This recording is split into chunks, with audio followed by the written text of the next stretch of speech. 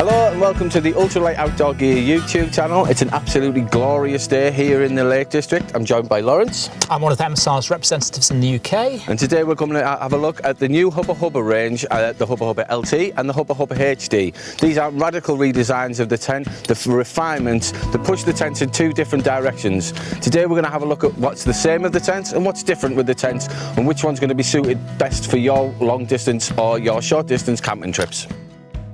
So the Hubba Hubba has been a long established in the world of outdoor camping. What's prompted MSR for the redesign? Well, largely what the redesign is driven by increased requirement for space and livability inside the tents. So the tents have got bigger than they were previously, so that's wider, longer, with more headroom to accommodate larger mattresses. And the Hubba goes back quite some way. So the Hubba was one of the first tents to have an integrated pole setup where you've got these hubs that join the poles together. So you don't have to work with lots of independent poles when you're pitching it.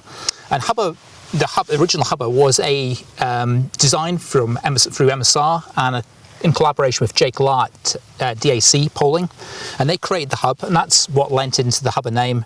We used to historically have the Hubba 1-man, Hubba Hubba 2-man, Mother Hubba, and then the Papa Hubba was the 4-man.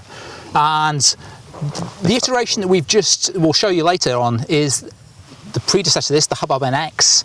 That's been around for 13 years unchanged in Europe. The US has had a few different iterations in the last 13 years, but Europe has gone unchanged. So this next generation, we brought out the LT and the HD at the same time. The LT launched last year in the US. They're launching the HD at the same time as we are in Europe now. So we're here today to talk about those. The new Hubba Hubba range comes in 1, 2 and 3 person versions and in 2 distinct models, the lighter LT and the more heavy duty HD. Both are built around the same design, same floor shape, same pole architecture, same basic layout whether you're looking at the 1 person, 2 person or 3 person. The difference is how they work on the hills and at the campsite. So we're going to have a go at pitching the Hubba Hubba HD. There isn't a breath of wind in the air today, but we're going to imagine that the wind is coming from over near Lawrence towards me. I'm going to show you the best practices to pitch this thing in the wind. It's a very, very easy tent to pitch. This is the Hubba Hubba HD. Comes lovely and neatly packed like this, but we're just going to get it all out and get it pitched.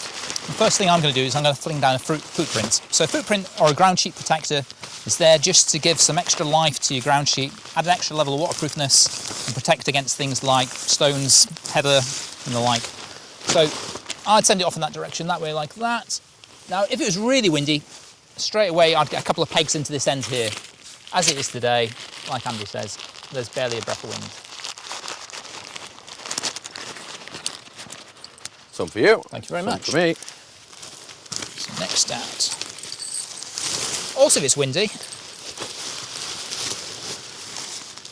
put something in your bag just to stop it blowing away.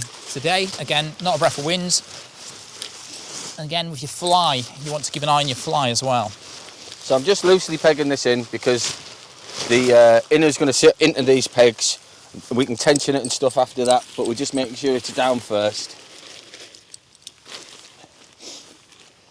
So the pegs are going at a 45-degree angle, ideally 45 degrees to the tent itself as well.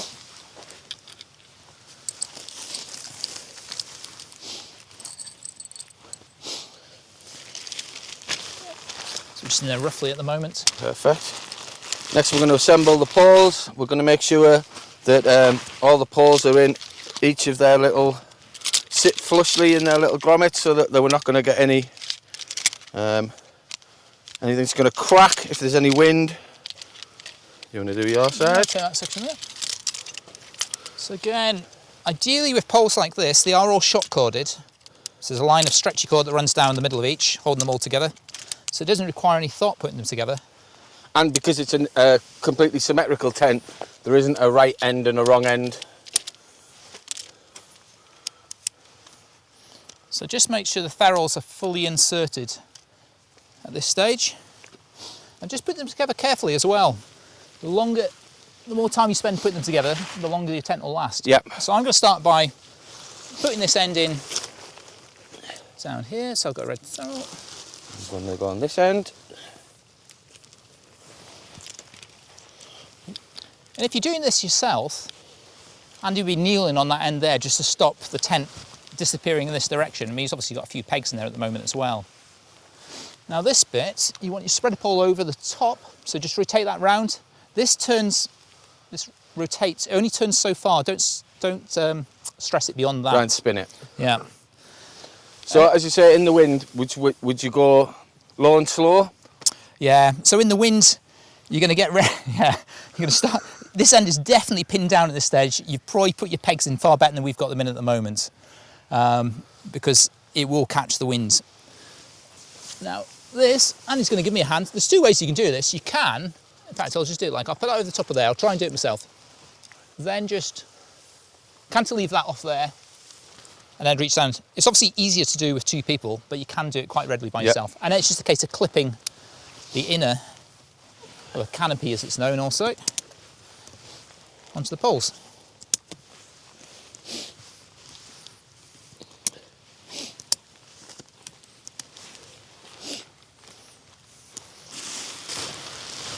Now we are talking about pitching this two ways. So if it wasn't windy, my preferred method for pitching this tent is to go inside it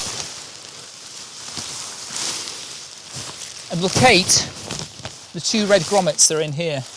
And then you would put one over there, one over here, and then work in both directions.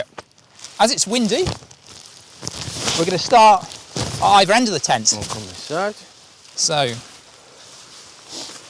here's this one here. So these little red tabs just go over the end of the little metal part there. Then, with this being the HD, there are Velcro tabs on the fly here, and these just Velcro onto the poles like that. And it just provides an extra level of stability. Okay. And then working our way up, tab there.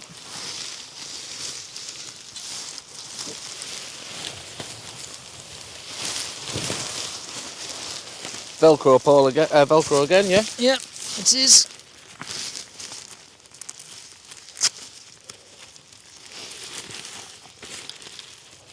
From there. Thanks, I missed that. Try again.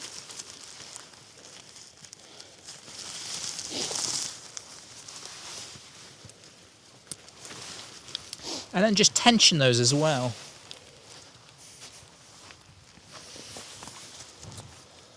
So at this stage, probably just a bit of readjustment of the pegs. Now we've got some tension in it.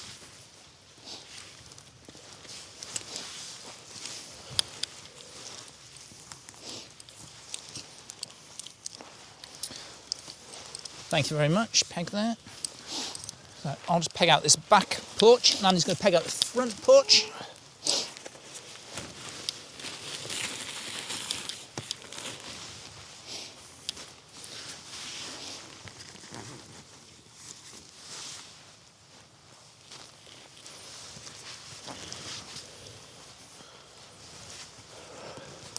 Okay, happy with that?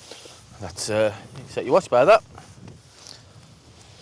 And then, if the breeze picking up, you can start putting out your guy lines as well. So there's 4, 1 on either side, 2 in each end as well. Yeah. There's also one at the bottom here. And it's quite useful. Use as many of these as you can, especially the one at the bottom that Andy's just pegging out now. That allows a bit more air into the end of the tent. And at each end, ideally you also open the vents as well. There's a little kickstand vent in here, which we'll explain later. Okay. Happy with that? Yeah. So the Hubba Hubba LT and the Hubba Hubba HD, as you can see, are very similar tents.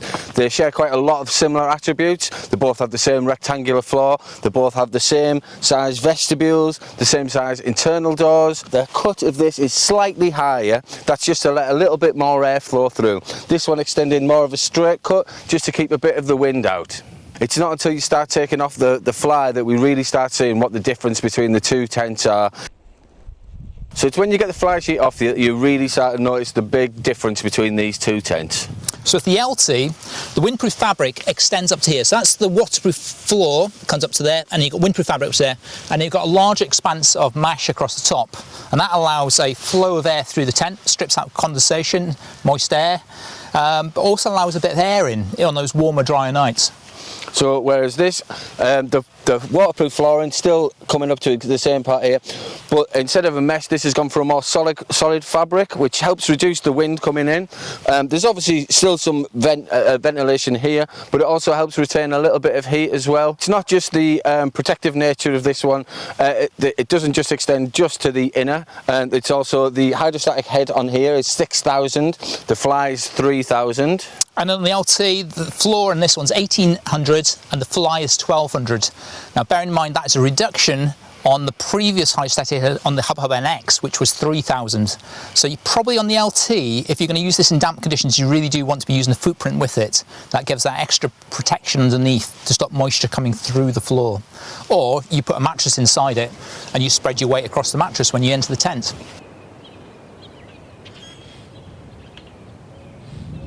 So here we have the previous iteration, is that what we're going to say? Yeah, it's the previous version. It's the Hubba Hubba NX. This is the NX. This is the tent that this essentially has now come to replace. So you can see with them next to each other, you can see the vast amount of differences here. You can see the much higher walls here and down here, and the amount of headroom at this side of the tent and this side of the tent is completely different.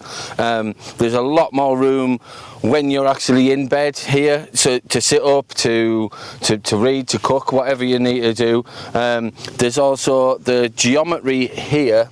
We were talking about that this is now much higher, which gives this tent a lot more stability. Do you want to do your... Yeah, I mean, if you give this a push here, you can see the much longer ridge pole in here. In a wind, will move around far more readily than it will on the one in Andy's tent. And this one here, you can see this. There's not as much give at all, so it's coming straight back into its shape immediately. There's also a bit more sort of room here where this one has a bit of a handful there. This is because this sits a bit higher, isn't it? It does. So, I mean, the fly on the LT and the HD is lower in the new design there, so it won't catch the wind quite as much either. It's a more sweeping design, a little bit squarer in every respect. It's 5 centimetres wider, 10 centimetres longer. So we have actually got two extra wide pads in, wide pads in here, whereas this one you could get maybe a wide and a regular pad next to each other. So you've got a bit more of an option with how you want to sleep. You can take 2 wide mats if there's 2 of you, and it just means there's more livable space in the tent, especially if you're using it solo. Okay, this is the Neoloft Large. It is larger than Thermarest Standard Large. It's 26 inches wide, which is 66 centimetres, and there is an increasing trend for people to use larger, more comfortable, wider mattresses. Even in the ultralight world, we're seeing people are more interested in comfort really than shaving grams when it comes to a good night's sleep. I think I'm certainly following that trend. Are you? Yeah, no, I've used one of these in conjunction with a Freelight on a trip recently, and that is what's driving the change in shape in these tents.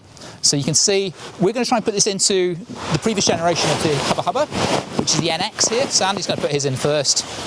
Here, gentle. Squeeze it in there. And I will put mine on this side.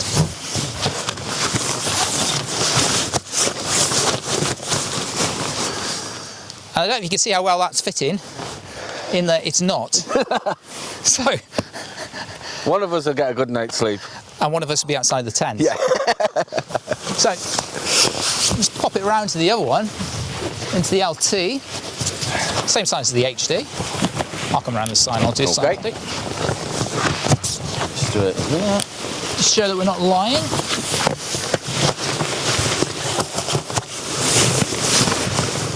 There you go. So that's in there flat, and you've got space at the end as well. There's a little bit of space, yeah, and obviously with a regular wide mat, which is only 25 inches, it's going to have a little less room in there, a little more room in there as well. So yeah, just see them next to each other like this. It's lovely to see that people are listening and making the tents bigger to accommodate the bigger mats. And the other aspect, not just width and length increase, is also the height as well throughout. Because with these wider, deeper mattresses, you lose head height if you're in a standard tent. So all round, big space increases. Despite the increase in volume, it's worth noting that the newer LT is almost 200 grams lighter than the previous NX model. So it's not about which tent is better, it's about which tent best suits your conditions that you're going to be camping in. My name's Andy, and thank you so much for watching this video on the Ultralight Outdoor Gear YouTube channel. If you want to like, subscribe, all that type of stuff, we'd be very, very grateful. Thank you very much.